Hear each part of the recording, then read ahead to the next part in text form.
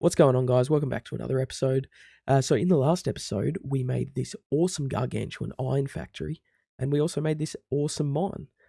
In this episode, I've had a bit of a think about it, and we're going to flatten all this down. We're going to landscape it, and we are going to make a huge farm with a functioning barn that processes the food to feed our colony. So the first thing we're going to do is we're going to flatten all this area. So yeah, I'm going to get my huge drill. I'm going to give you a quick time lapse of me flattening this area, and then we'll talk a little bit more about what we're going to do with the farm. So enjoy this time lapse.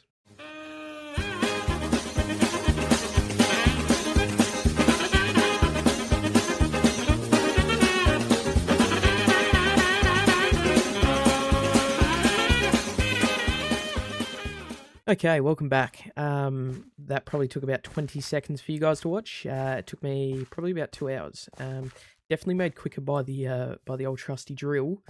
But yeah, so basically the way this is going to work is I've plotted out some land that's going to be the farmland that has this gap in it.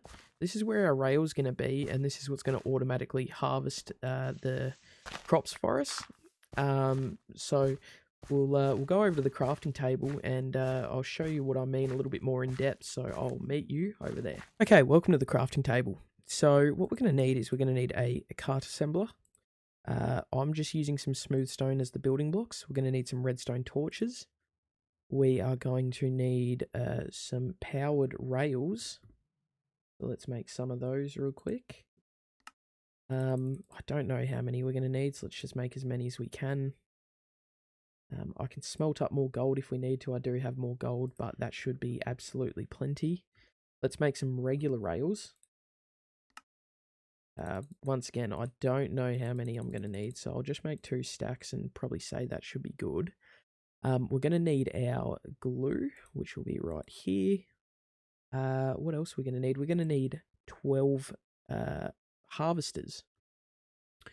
So we'll make 12 of these. Let me just make some casings and then we'll make these. Alright, now we should be able to make these. So we're going to need 12 of these. Put that in there and then I can just make them all. Right, so we've got our 12. Now I think that should be all we need. Oh, we're also going to need a depot. Is that what it's called? Here it is. We need a portable storage interface. I'm glad I found that because I could not think of the name of it for the life of me. Let me make a couple more casings and then we'll make 2 of these. Okay, we've made our portable storage interfaces. Now I think that is it. I'm just guessing, to be honest. I've not made one of these before, so we're just going to learn on the fly here. But yeah, I think that is all we need. So let's build it up. So what we need is to put down a powered rail. Then we put down our cart assembler. Now we need a cart as well. I knew I was going to forget something. Let's grab a cart quickly. And then we want to put the cart down in it. We then want to build our blocks. And we're going to go 2 up. Then we're going to go 1, 2, 3, 4, 5, 6. And then on the other side, 1, 2, 3, 4, 5, 6. And then we're going to put our plows here.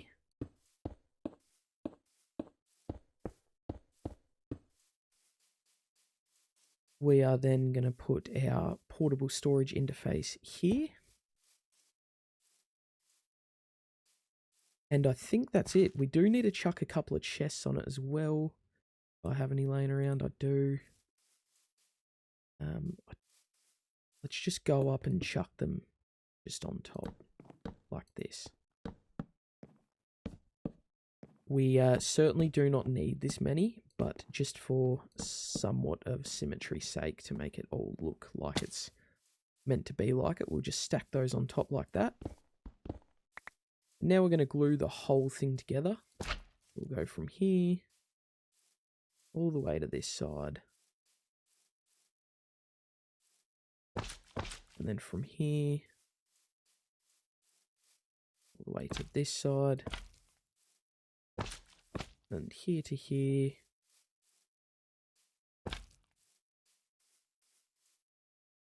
And then from here down to there.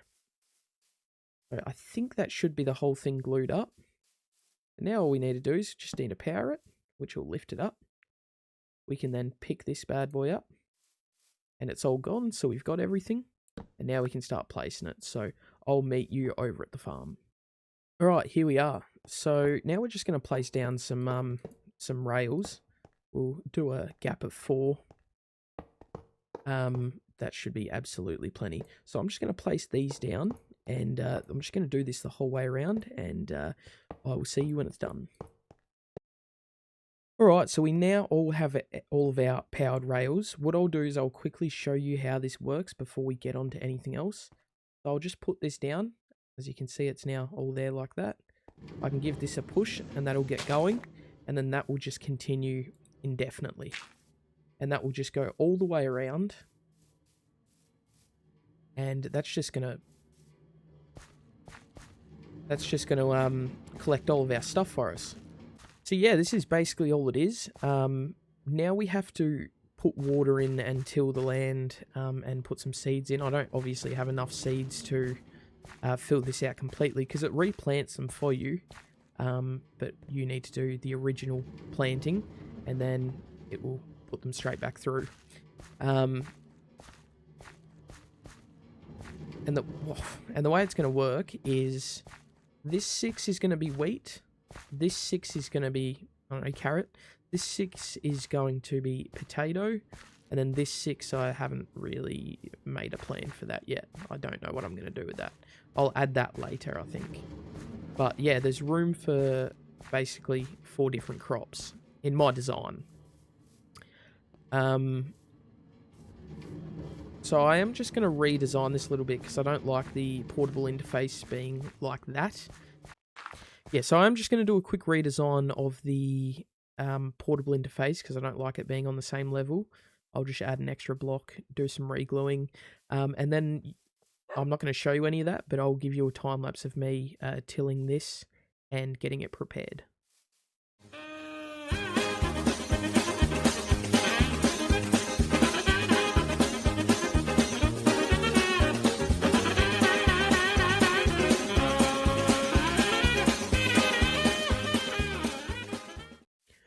Okay, welcome back.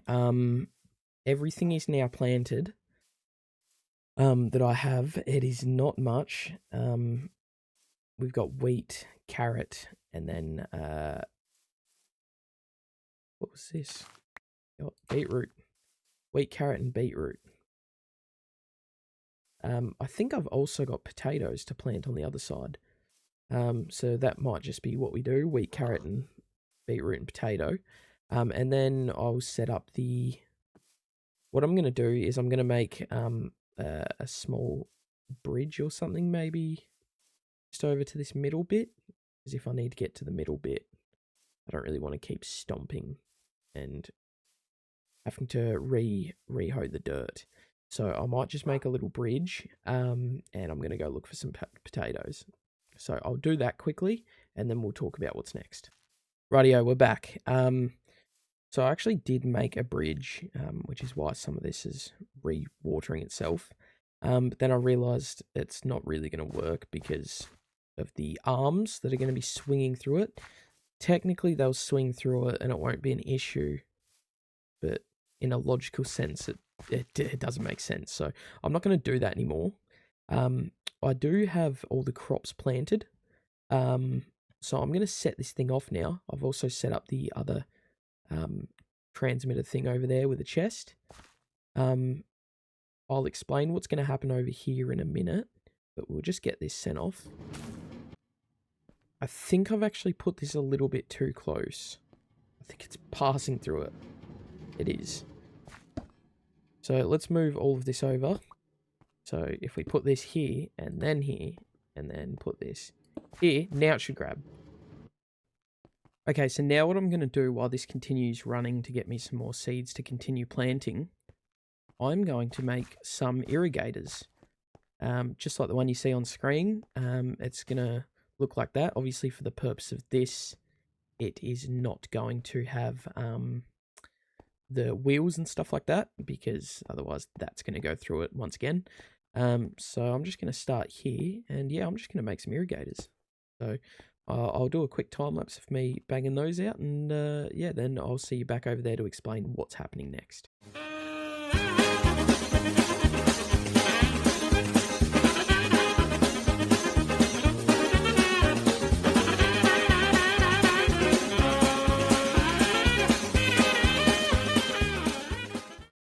Okay, that is the irrigators done.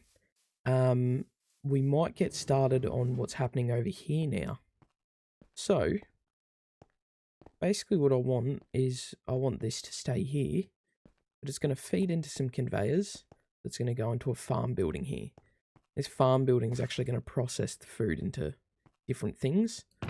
So some of the seeds are probably going to go into just straight into a vault. Some of the wheat seeds just straight into a vault for chickens. And then the rest probably just get binned. The wheat will be split in two. And then they will be basically made into bread and hay bales. The potatoes will go onto a campfire and be baked. And then the beetroot will just be stored into vaults. So it's not going to be a very big processing facility. It's just a very basic farm building. It's just going to make my food for me. I'm going to make this building out of redwood or fir trees, I think they're called. I have seen them somewhere, I don't know where, so I'm going to have to go for a bit of a hunt for them. And then birch. So it's going to be your exact, barn style. So yeah, that's what I'm going to be doing now. I'm going to build the machines first and then encase them. So I reckon we'll do a time lapse of the machines and the process of that. Then I'll quickly go over it, and then a time lapse of the building itself to house it.